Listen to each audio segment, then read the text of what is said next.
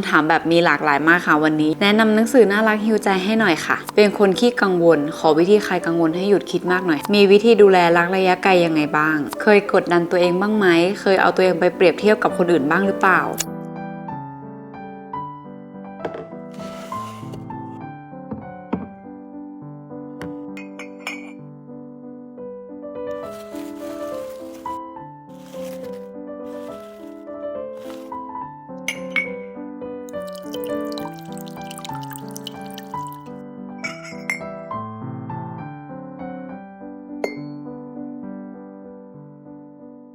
ฮัลโหลสวัสดีค่ะทุกคนขอต้อนรับกลับเข้าสู่ Channel Peanut Butter นะคะวันนี้เป็นคลิปที่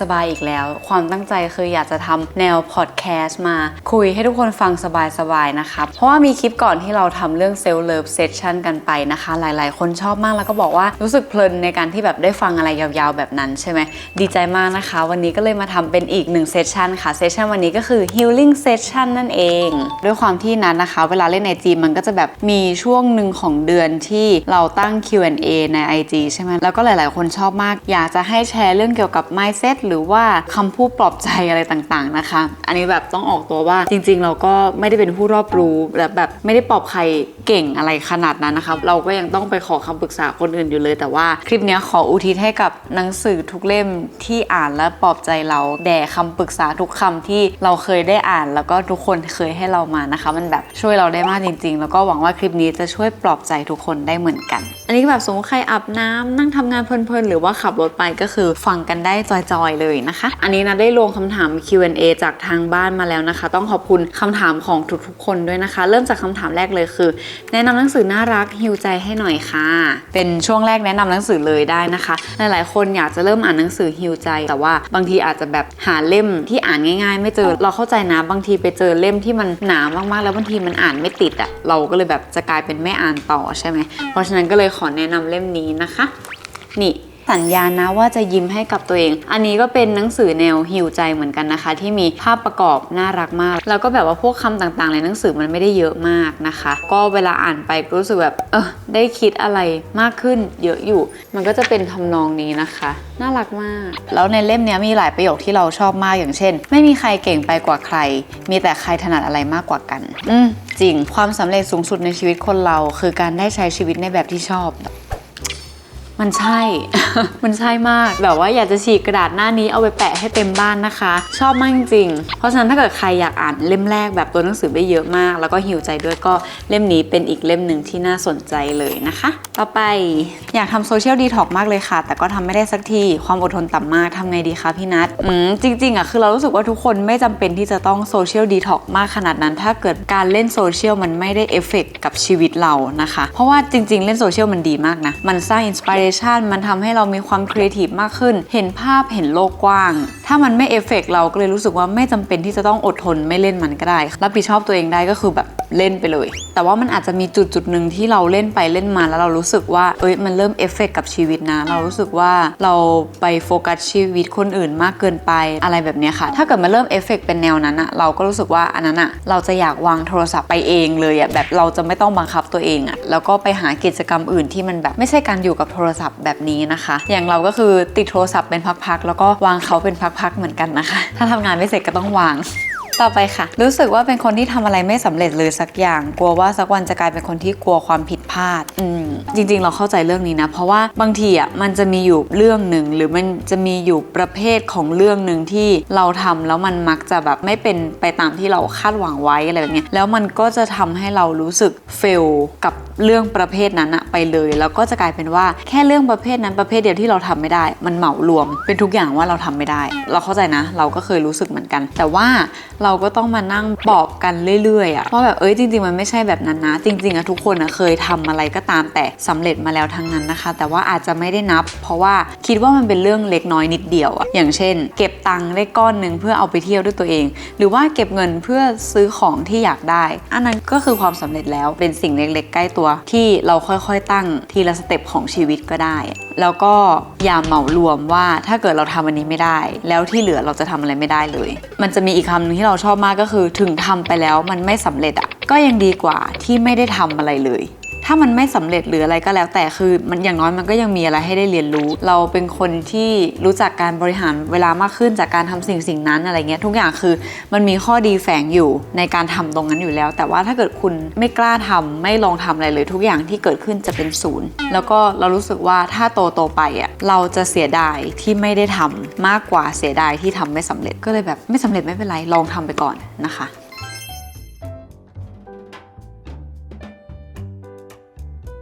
ต่อไปค่ะมีเรื่องกังวลใจขอวิธีใครกังวลให้หยุดคิดมากหน่อยค่ะให้หยุดคิดมากใช่ไหมคะ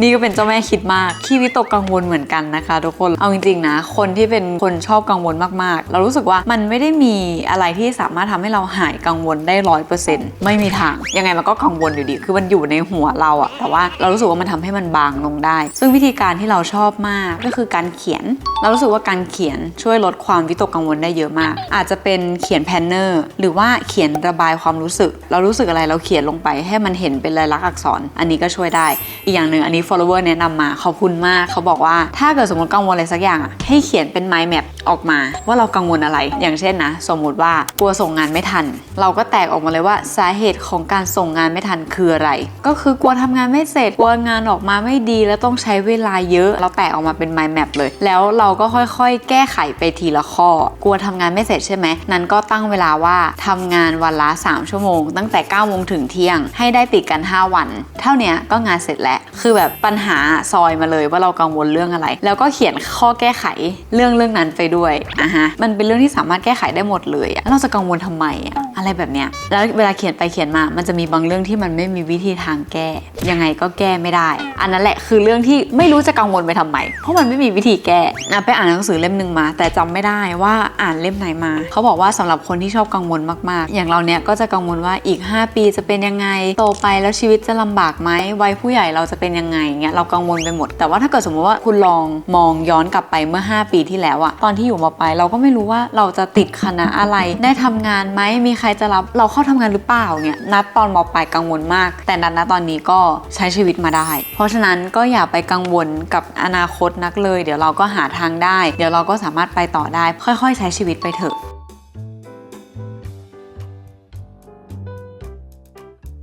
ต่อไปค่ะเวลาที่คุณนัทอ่านหนังสือจบคุณนัทอ่านซ้ำเล่มเดิมบ้างไหมคะถ้าเป็นหนังสือแนวพัฒนาตัวเองจะไม่ได้กลับไปอ่านตั้งแต่ต้นซ้ำใหม่แต่ว่าจะกลับไปอ่านพวกที่ขั้นหน้าเขียนเมโมแพดไว้นะคะเผื่อแบบเราอยากจะย้ำความคิดอะไรสักอย่างของเราสมมติว่าเรารู้สึกว่าช่วงนั้นเราไม่ค่อยรักตัวเองเท่าไหร่เราก็อาจจะกลับไปหาเล่มทองคำ Good Wife Good Life เปิดหน้าที่เรามาร์กไว้แต่ว่าถ้าเกิดเป็นนิยายสืบสวนสอบสวนถ้าเกิดอ่านจบไปแล้วนานๆแล้วเราอยากกลับมาอ่านอีกก็คืออ่านตั้งแต่ต้นจนจบเลยมันก็คงเป็นปกติแล้วเนาะต่อไปพี่นัทดูแลรักระยะไกลยังไงบ้างคะทำยังไงให้ยังรู้สึกได้รับความเติมเต็มทางใจถึงว่าแม้ไม่ค่อยได้เจอกัน โอ้ยพี่ไม่ค่อยได้คุยเรื่องแบบเรื่องความรักเลยเขิน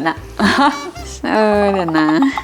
หลายๆคนยังไม่รู้ด้วยซ้ำว่าเรามีแฟนนะคะเรากับแฟนคบกันแบบรักระยะไกล LDR ก็คืออยู่กันคนละจังหวัดเดือนหนึ่งเราก็จะได้เจอกันแค่แบบไม่กี่ครั้งนะคะเพราะฉะนั้นหลายๆคนก็จะถามว่าแล้วทำยังไงให้มันเวิร์กมันโอเคหรอเรารู้สึกว่าด้วยความที่คู่เรางานมันยุ่งทั้งคู่เขาก็ยุ่งเราก็ยุ่งมีหน้าที่ที่ต้องทำเยอะมากเพราะฉะนั้นเวลาที่เราห่างกันคือเหมือนแบบต่างคนต่างไปทำหน้าที่มันก็เลยไม่ได้รู้สึกว่าเรา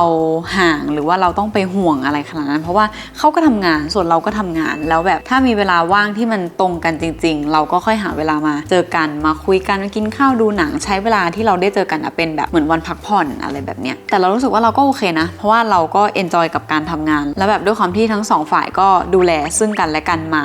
เรื่อยๆอย่างเงี้ยเราก็เลยไม่ได้มีความรู้สึกว่าเราต้องกังวลว่าเขาอยู่ห่างกันแล้วแบบเขาจะนอกใจหรือว่าเขาจะอะไรหรือเปล่าคือเราไม่ห่วงเรื่องนั้นเลยเพราะเรารู้สึกว่าเราก็ทำหน้าที่ได้ดีที่สุดแล้วเขาก็ทำได้ดีที่สุดแล้วแต่อีกอย่างหนึ่งที่แบบรักษากันมาตลอดนะคะก็คือเราคุยกันทุกวันไม่ว่าจะเป็นโทรคุยหรือว่าจะเป็นวิดีโอคอลนะคะก็เหมือนเขาเป็นคนใกล้ตัวที่เวลาเราจบวันหนึ่งแล้วเรามีอะไรมาเล่าเราก็จะไปเล่าให้เขาฟังน้ำไหลไฟดับเราก็จะบอกเฮ้ยเธอไฟมันดับอะไรเงี้ยก็เหมือนเขาอยู่ใกล้ๆโทรไปบอกก็ประมาณนี้นะคะไม่รู้จะคุยยังไง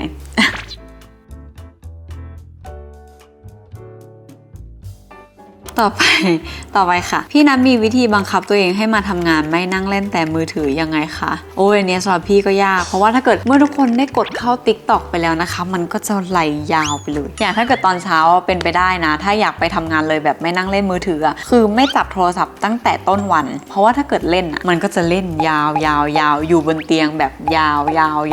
วมากนะคะเพราะฉะนั้นก็คือปิดนาฬิกาปลุกพอแล้วก็แบบไปทำอะไรต่อเลยโดยที่ไม่สนใจโทรศัพท์พี่จับสังเกตตัวเองได้อย่างหนึ่งคือถ้าเกิดโทรศัพท์อยู่ใกล้มือมันก็จะเล่นถึงมันจะไม่มีโนติเด้งหรืออะไรก็ตามแต่คือเราก็จะแบบปุ๊บขึ้นมาเพื่อดูว่าเข้าแอปอะไรดีนะIGละกันเพราะฉะนั้นอีกวิธีหนึ่งที่พี่ชอบทำก็คือเอาโทรศัพท์ไว้ชั้น2แล้วพี่ก็นั่งทำงานอยู่ชั้นล่างค่ะเพราะพี่ขี้เกียจขึ้นไปเอาอันนั้นเป็นวิธีที่เลี่ยงโทรศัพท์ได้ดีมากนะคะต่อไปพี่นัทเคยกดดันตัวเองหรือเอาตัวเองไปเปรียบเทียบกับคนอื่นไหมคะแล้วก็จัดการกับอารมณ์แบบนี้ยังไงเป็นเหมือนกันค่ะเราเชื่อว่าทุกคนเป็นแล้วก็อาจจะเป็นได้ง่ายกับการเสพโซเชียลบ่อยๆต้นโพสต์อะไรบนโซเชียลไม่ได้ผิดเลยนะคะแต่ว่าบางทีการแปลสารของเราหรือสภาพแวดล้อมหรือว่าสิ่งที่เราเจอนะตอนนั้นน่ะมันบ่มความคิดให้เราแปลสารจากบวกเป็นลบแล้วกลายมาเป็นแบบกดดันตัวเองว่าเรายังทำได้ไม่ดีพอทำไมเราไม่เก่งเหมือนเขาหรืออะไรแบบเนี้ยซึ่งเหมือนเดิมส่วนใหญ่เราต้องปลอบตัวเองกันบ่อยมากเลยนะอันนี้ขอให้เครดิตเพจ Facebook ที่ชื่อว่า Story อันนี้ไปอ่านเจอมาเราก็ชอบมากเขาบอกว่าอย่าเอาก้าวแรกของเราไปเทียบกับก้าวที่100ของใครชอบมากคือแบบใช่ที่เราเห็นตอนนั้นว่าแบบเขาแบบประสบความสำเร็จหรือว่าอะไรก็ตามแต่มันเป็นจังหวะชีวิตเวลาของเขาแล้วก็บางทีเรามักจะไปโฟกัสก้าวที่200หรือ300ของเขาแล้วทั้งที่เขาก้าวมาตั้งนานส่วนเราก็คือเราก็กำลังก้าวอยู่เหมือนกันแล้วก็รอจังหวะเวลาเราเตรียมการแสดงอยู่หลังฉากนะคะจำได้ไหมตอนนี้คนอื่นอาจจะได้แสดงอยู่หน้าเวทีแต่เราก็เตรียมการแสดงอยู่หลังฉากเหมือนกันเพราะฉะนั้นเดี๋ยวมันจะถึงเวลาที่เราได้ขึ้นแสดงเหมือนกันค่ะ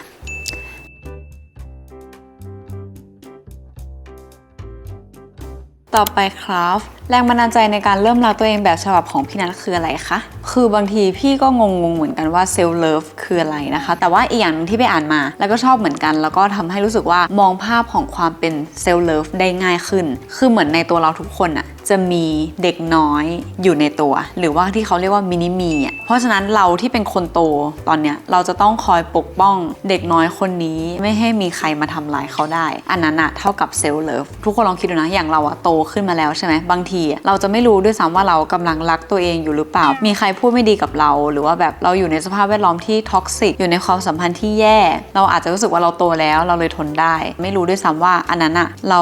กำลังไม่รักตัวเองอยู่นะสมมติว่าถ้าเกิดทุกคนไม่แน่ใจว่าเรากำลังรักตัวเองอยู่ไหมลองให้ไปเปรียบเทียบว่าเราจะยอมให้เรื่องนั้นเกิดกับเด็กน้อยในตัวเราหรือเปล่าเราจะยอมไหมถ้าให้เขามาพูดคำว่าอ้วนกับเด็กน้อยในตัวเราที่เด็กน้อยคนนั้นเขาเอนจอยกับการแต่งตัวเอนจอยกับแบบการโบกสะบัดอยู่หน้ากระจกแล้วเขารักในหุ่นตัวเองมากถ้าทุกคนไม่ยอมนั่นแหละเซลฟ์เลิฟมินิมีจะบอกเราเองว่าอันนั้นเรากำลังรักตัวเองอยู่หรือเปล่าพี่นัทตื่นมาทำยังไงให้มีไฟในการทำบางอย่างที่ยังไม่ประสบความสำเร็จบ้างคะส่วนตัวพี่ขอแบบปรับคำนิดนึงได้ไหมคะพี่มีสิทธิ์ไปปรับคำไหมต้องเล่าอย่างนี้ก่อนว่าส่วนตัวพี่รู้สึกว่าคำว่าประสบความสำเร็จมันเป็นคำจำกัดความที่ลื่นไหลแล้วมันก็สามารถเปลี่ยนแปลงได้ทุกช่วงเวลาเราเคยกำหนดว่าเท่านี้คือประสบความสำเร็จแต่มันก็อาจจะขยายเป็นเท่านี้เพื่อประสบความสำเร็จแล้วก็รู้สึกว่าเราไม่ควรจำกัดความอะไรก็ตามแต่ว่าตอนเนี้ยเราไม่ประสบความสำเร็จมันเหมือนเป็นการปิดกั้นใจตัวเองไปเลยว่าพรุ่งนี้เราจะมีแรงตื่นมาทำอะไรในสิ่งที่เรายังทำไม่สำเร็จสักทีเราว่ามันไม่ใช่วันที่1ถึงวันที่30มันไม่เท่ากับไม่ประสบความสำเร็จนะแต่มันอยู่ในช่วงของการพัฒนาสมมุติเราสร้างแบรนด์อะไรมาสักอย่างหนึ่งแล้วเราเริ่ม day 1จนทำมาเรื่อยๆเป็นวันที่10วันที่20ทำมา2เดือนเป็นวันที่60เราไม่สามารถแบบเก็บ60วันนี้มาเท่ากับไม่ประสบความสำเร็จเป็นคำนี้ไม่ได้เพราะว่าระหว่างนั้นมันมีอะไรเกิดขึ้นเยอะมากคุณแบบว่าได้ 10K แรกของร้านคุณตัดต่อเก่งขึ้นหรือว่าคนฟอลร้านเยอะขึ้นหรือว่าแบบผลิตสินค้าได้เยอะขึ้นเข้าร้านคือมันเป็นสิ่งที่แบบว่าค่อยๆพัฒนาเป็นสเต็ปไปเรื่อยๆเราก็เลยรู้สึกว่าการที่เราอยากจะตื่นมาทำอะไรสักอย่างเรารู้สึกว่ามันสามารถทำได้ดีขึ้นมันน่าสนุกแล้วก็มันสามารถพาเราไปไหนได้อีกเรื่อยๆมันจะพาเราเดินไปต่อเรื่อยๆนะคะเพราะฉะนั้นแรงในการตื่นขึ้นมาทำวันใหม่เราจะรู้สึกว่าไหนวันนี้มาลองทำตามแผนซิแล้วดูซิว่าในอนาคตมันจะพาเราไปไหนได้บ้าง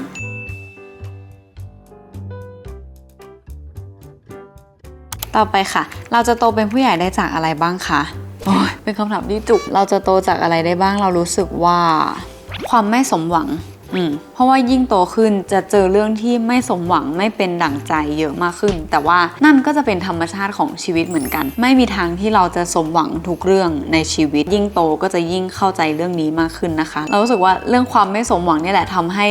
เราเริ่มโตเป็นผู้ใหญ่มากขึ้นอยากให้พี่นัทแชร์วิธีบาลานซ์ชีวิตการเรียนทำงานแล้วก็พักผ่อนให้หน่อยค่ะเรื่อง work life balance บางคนอาจจะแบ่งเป็นวันอย่างเช่นช่วงเช้าทำงานแล้วก็ช่วงกลางคืนก็พักผ่อนให้เต็มที่ใช่ไหมคะหรือว่าอาจจะเป็นช่วงปีหรืออาจจะเป็นช่วงเดือนอย่างเราเนี้ยสมมติ1เดือนมี4วีคใช่ไหมคะ2วีคแรกเราอาจจะแบบทำงานโหมกันหน่ำมากแล้วก็กลายเป็นว่า2อาทิตย์หลังเป็นช่วงพักผ่อนของเราแบบนั้นก็เรียกว่า work life balance เหมือนกันคือแล้วแต่เลยว่าเราจะจับก้อนเวลาไหนที่เป็นวันพักผ่อนหรือว่าเป็นวันทำงานบางคนแบ่งเป็นวัยเลยนะ20-25จะทำงานหนักให้สุดในชีวิตแต่ว่าพอเขาโอเคกับตรงนั้นแล้วอะหลังจากอายุ25เป็นต้นไปเขาจะพักแบบนี้ค่ะมันอาจจะเป็นช่วงอายุที่ work life balance เป็นก้อนใหญ่ๆแบบนั้นก็ได้แล้วแต่ลักษณะงานแล้วก็แล้วแต่ที่ทุกคนชอบด้วยนะคะแต่ว่าส่วนตัวเราทำเป็นแบบอาทิตย์มากกว่าแล้วก็คำถามสุดท้ายนะคะงานพี่นัทเยอะมากพี่แบ่งเวลาให้แฟนกับครอบครัวยังไงคะ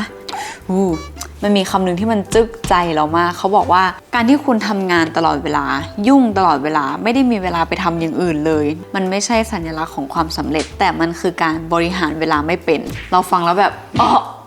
จึ๊กใจมากเหมือนโดนแทงใจมากช่วงนี้เราก็เลยพยายามที่จะหาเวลาว่างให้ได้มากขึ้นเพื่อไปทำอย่างอื่นที่นอกเหนือจากงานนะคะซึ่งนั่นก็คือการใช้เวลากับครอบครัวด้วยอีกอย่างหนึ่งที่จึกใจมากก็คือเขาบอกว่าเวลาที่เราตัดสินใจไม่ได้ว่าเราจะทำสิ่งนี้เราจะไปหาคนนั้นไปหาคนนี้ดีไหมลองคิดว่าถ้าเกิดเราไม่ได้ไปกับเขาไม่ได้ทำกิจกรรมกับเขาแล้วพรุ่งนี้เกิดมีใครเป็นอะไรขึ้นมาเราจะเสียใจไหมซึ่งก็ตอบไปทุกครั้งว่าเสียใจมากถ้าเกิดไม่ได้ทำนะเพราะฉะนั้นเราก็จะไปทำนะตอนนั้นที่เขาชวนไปเลยอยากไปไหนไปกันเพราะว่าก็จริงแหละเพราะเราไม่รู้เลยว่าพรุ่งนี้จะเกิดอะไรขึ้นเพราะฉะนั้นก็เลยแบบไม่อยากทำอะไรที่จะมาเสียดายที่หลังนะคะ